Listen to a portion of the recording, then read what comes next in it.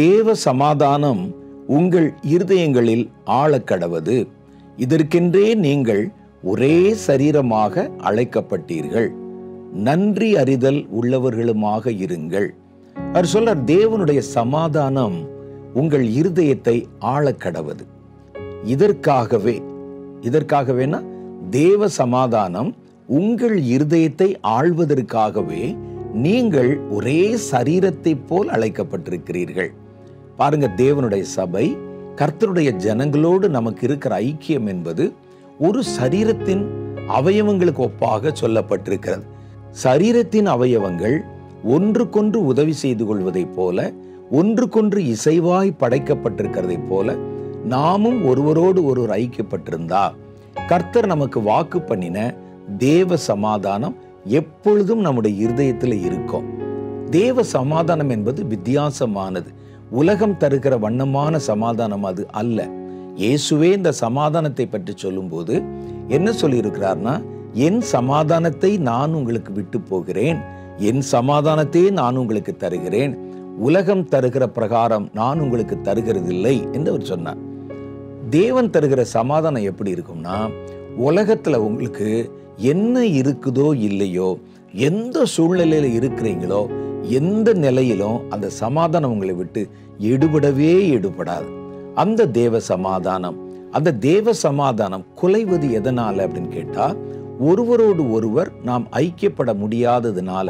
நம்ம நன்றாக விளங்கி கொள்ளணும், ஒரு சரீரத்துல பலமுள்ள அவயவங்களும் இருக்கிறது, பலவீனமான அவயவங்களும் இருக்கிறது, அழகான அவயவங்களும் இருக்கிறது, அவலட்சணமான அவயவங்களும் இருக்கிறது.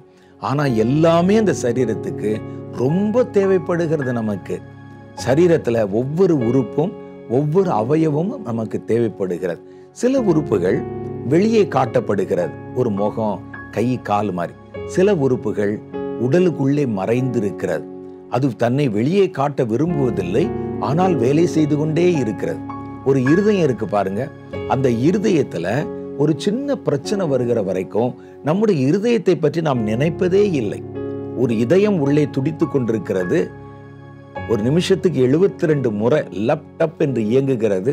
அந்த சத்தம் நம்முடைய சரீரத்துக்குள்ள இருந்து வந்தாலும் நம்முடைய காதுகளில் அது விழுவதே இல்லை, கவனிப்பதில்லை. ஆனால் திடீரென்று ஒரு நாள் இரவுல சுருக்குன்னு ஒரு வலி வந்தா அப்பத்தான் அந்த இதயத்தை குறித்த நினைப்பு நமக்கு வரும். இருதயம் ஒரு நாள் கூட நினைத்ததில்லை, நான் எவ்வளவு முக்கியம் இந்த மனுஷனுக்கு, நான் எவ்வளவு இம்பார்ட்டன்ட் அவனுடைய சரீரத்தை இயக்குவதற்கு, என்னை வெளியே காட்ட மாட்டேங்கிறானே என்று அது நினைப்பதில்லை. சரீரத்தினுடைய உள் உறுப்புகள் இருக்கிறது.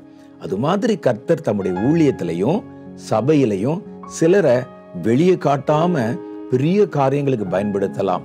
சிலர் முகத்தை போல, கைகளை போல வெளியே தெரியலாம்.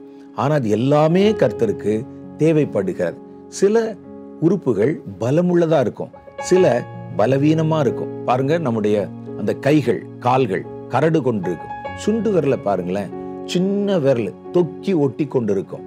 ஆனால் எல்லாமே நமக்கு தேவை என்றுதான் கர்த்தர் நம்மை தெளிவாக உருவாக்கி இருக்கிறார்.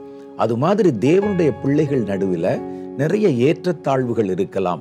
ஒருவரை கர்த்தர் பலமாய் பயன்படுத்தலாம், ஒருவரை கர்த்தர் மறைவிடத்திலே பயன்படுத்தலாம், ஒருவரை கர்த்தர் உயரமாக கர்த்தர் எடுத்து உன்னதமாக பயன்படுத்தலாம், சிலரை கர்த்தர் ரொம்ப குறைவாக பயன்படுத்தலாம். யாரை எப்போ எந்த அளவில் பயன்படுத்த வேண்டும் என்பது தேவனுக்கு தான் தெரியும்.